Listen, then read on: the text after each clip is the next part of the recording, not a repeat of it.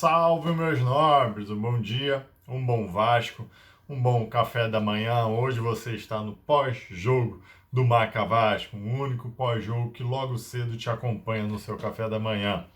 Meus amigos, pela oitava rodada do Campeonato Brasileiro da Série B de futebol, o Clube de Regatas Vasco da Gama perde para o Goiás. Ou seja, em 8 rodadas são 4 derrotas na Série B. Desiste do campeonato. Desiste do título, porque todo campeão tem no máximo 6 derrotas. 7 derrotas estourando. O Vasco já tem 4 em 8 rodadas. Então desiste de ser campeão. Parabéns, diretoria. Vocês sempre falaram isso, que o importante é a subida. Vamos ver se pelo menos isso vocês alcançam. Porque o título da Série B o Vasco já não alcança. Num jogo onde ficou muito marcado, sim, pela expulsão do Bruno Gomes logo aos 5 minutos. Mas vamos então analisar o Vasco da Gama. A posição do Vasco da Gama, ela fica em 8ª colocação até o término desse jogo, pelo menos, na Série B, longe, ao meu ver, do grupo de acesso, ali na meiuca da tabela, né? Vamos lá, o Vasco começa a partida com Vanderlei, Léo Matos, Hernando, Leandro Castan e o MT. Andrei, Bruno Gomes, Matias Galarza, Sarrafiori, Morato e Germancano. O Zeca e o Riquelme estiveram fora do jogo por motivos pessoais, perdas de familiares. Já o Marquinhos Gabriel, poupado. Por que Marquinhos Gabriel está sendo poupado? Eu não entendo esses jogadores. O Vasco está jogando quarta, domingo, quarta e domingo, quarta e domingo. E vai poupar o Marquinhos Gabriel, o único meio de campo lúcido do Vasco da Gama? Beleza. E assim foi poupado, o Sarrafiori entra no lugar dele, o MT improvisado na lateral esquerda. Particularmente gosto muito do MT, gosto muito. É óbvio que aos 2 minutos, logo no começo da partida, o Bruno Gomes faz uma falta ingênua na intermediária do ataque do Vasco, ou seja, na intermediária da defesa, na defesa do Goiás, completamente longe ali de qualquer perigo. Ele dá um carrinho atrasado na bola, leva o cartão amarelo. Você tem um bom chute do Goiás e logo depois, aos 5 minutos, numa entrada de sola atrasada novamente do Bruno Gomes. 5 minutos, Bruno Gomes é expulso.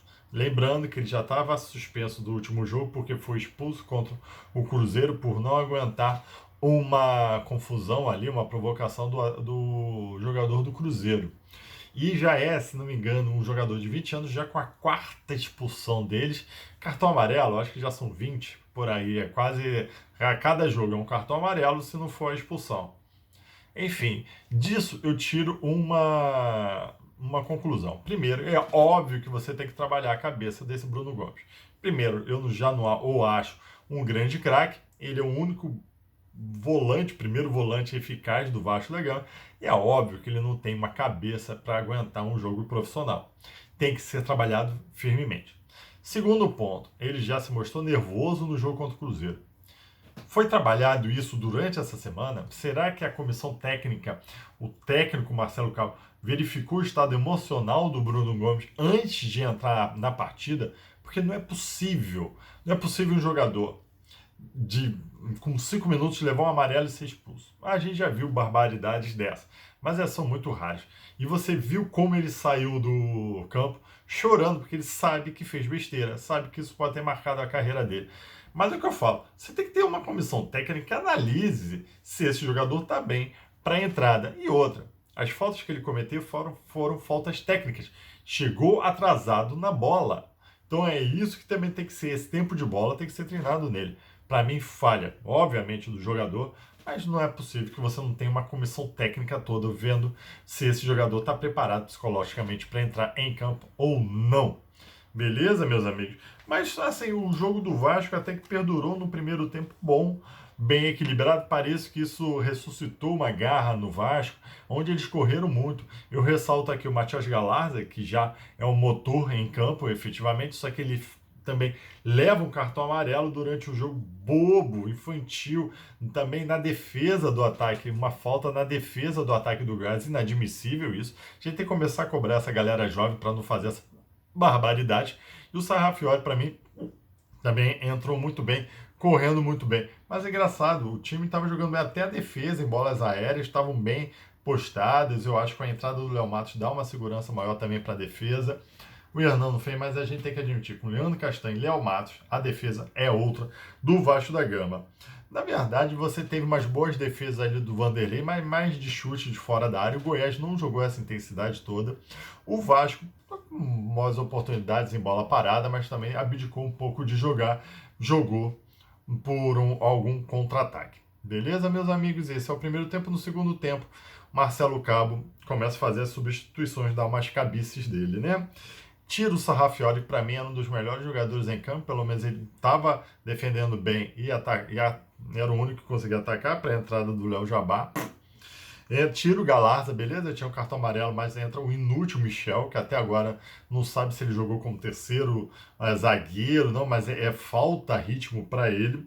E ele tira o Morato, sim, aí para botar o Gabriel Peck, aí concordo. E eu acho que também o Gabriel Peck não pode mais sair desse time, principalmente para a entrada do Morato. Morato, esse tal nervoso também, que no banco já levou um cartão amarelo por reclamação. Inclusive, a gente vai falar ao final dos vídeos sobre a confusão de novo entre os jogadores do Vasco e do outro time no final da partida.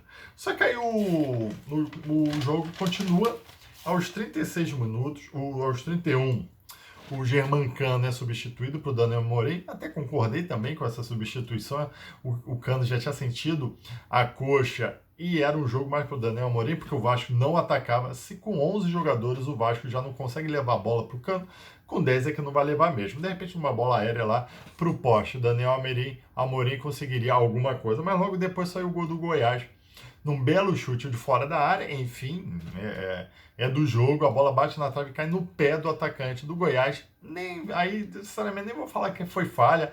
É lógico, um chute fora da área sempre falta um aperto maior, mas vou botar aí na conta do jogo. Não achei que foi falha de ninguém, mas aí o jogo continua até o final do jogo. O Vasco começa a ficar mais nervoso ainda durante o jogo, mas até estava com controle mental do jogo, mas depois ele ficou nervoso, aí começou a jogar bola aérea completamente perdido, aí só foi, na verdade, esperar o jogo acabar pro 1-0, porque a gente já sabia que o jogo ia ser dessa forma, né? Se o Vasco levasse o gol, não ia ter força para fazer o golzinho dele.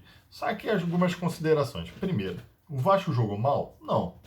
Mas um jogo atípico. Você não pode avaliar o trabalho do Marcelo Cabo por esse jogo e falar que está sendo um bom trabalho.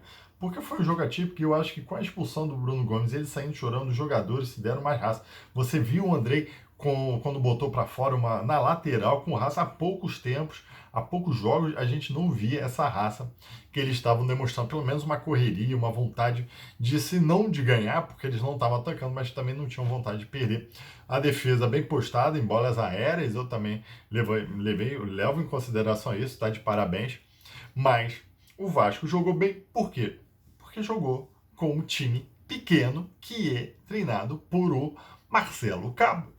Essa que é a verdade. Foi melhor estilo jogo a Marcelo Cabo. E é isso, Marcelo Cabo joga todo mundo lá atrás, na sorte ele faz um gol num contra-ataque e segura todo mundo de novo.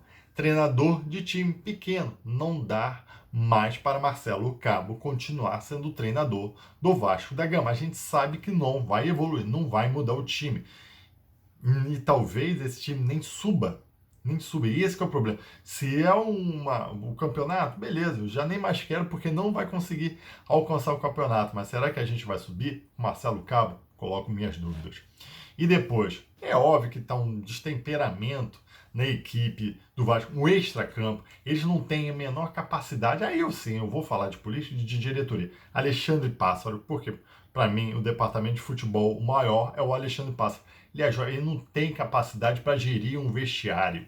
Marcelo Cabo perdeu a mão. E toda vez ele está sempre tenso. Morato não pode levar um cartão amarelo no banco. Tem que o treinador dar um tapa na cara do jogador. Vai lá sentar. No final do jogo, toda vez tem uma confusão e você vê Marcelo Cabo extremamente nervoso. Quando o Bruno Gomes foi expulso, você via a cara dele extremamente nervoso, com raiva do que estava acontecendo e, obviamente, perdido. É óbvio que esse futebol do Vasco da Gama está sem comando. O não pode todo jogo, o Vasco perdendo, o Vasco ganhando, ter confusão. Já foi assim com o Brasil, de Pelotas e outros jogos, sempre numa confusão. Não pode. O Bruno Gomes, para mim, foi um exemplo do que deve estar acontecendo dentro desse vestiário. Um nervosismo, um excesso de cobrança, talvez por resultado, mas uma falta de comando, falta de gente experiente. O Alexandre Pássaro foi filmado rapidamente na arquibancada, nervoso, gritando, esbravejando.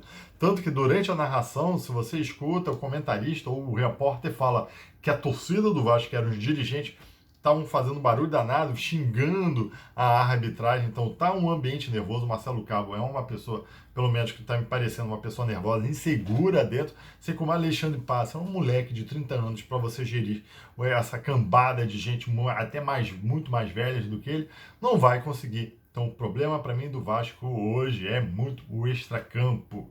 Estão deixando esses caras nervosos. Marcelo Cabo tem que sair. Tem que ser contratado um VP de futebol ou um diretor de futebol, alguém muito mais experiente que esse passaralho, porque ele não tem condições de gerir um vestiário. E a gente viu isso no final da partida do Vasco e Goiás. Mais uma derrota, o Vasco na meiuca da tabela. Vamos ver se no final de semana, contra o poderoso Confiança, sábado às 4h30 da tarde, o Vasco vença. E pior, sabe o que é pior? Essa gangorra. O Vasco é capaz de vencer porque tem jogadores muito melhores que o da Confiança.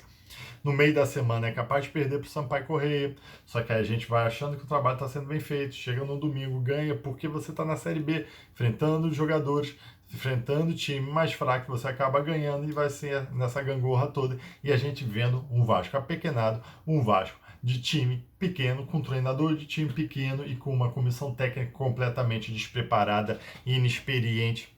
Mas enfim, você é vascaíno, tem que aplaudir um negócio desse, porque não pode se falar mal da diretoria. Um abraço, tchau.